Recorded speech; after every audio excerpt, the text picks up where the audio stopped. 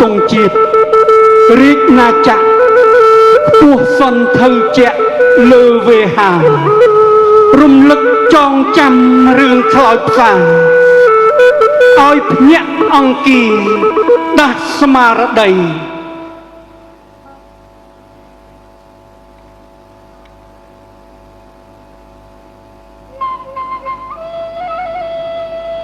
ទងប្រាងសិលាចាប្រវត្តិនគរបរិពតមានសេរីអរិយធរចាស់រាជបុរីរមនីប្រពៃ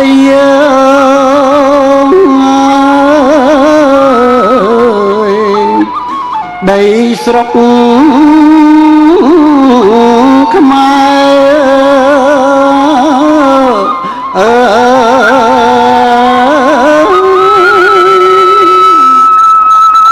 ធ្លាប់រងគ្រោះកាច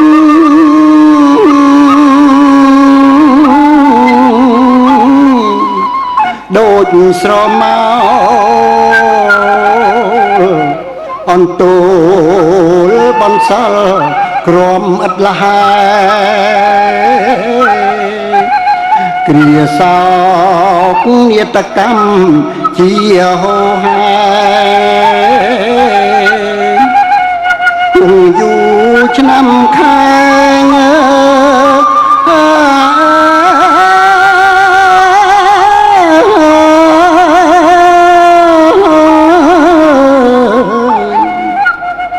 ភ្លេចមិនបាន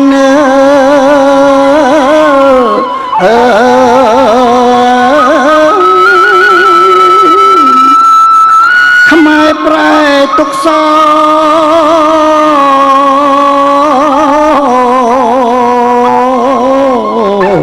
ជារឹងមាំ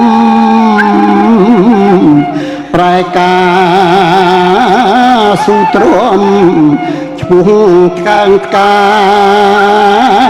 នធុនទ្រាំជាខែការពារប្រា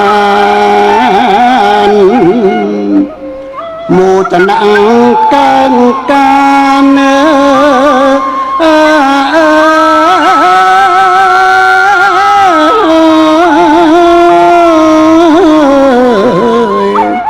រួមសា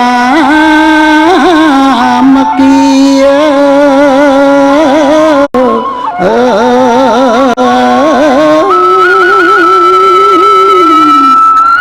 ឈរមុខទង់ជាតិនាមខេមរាយើងសូមសច្ចាដាក់ជីវីដាស់ស្មារតីជាតិឃ្លាតមូលមីសូមព្រះធរណីប្រោះពរជ័យ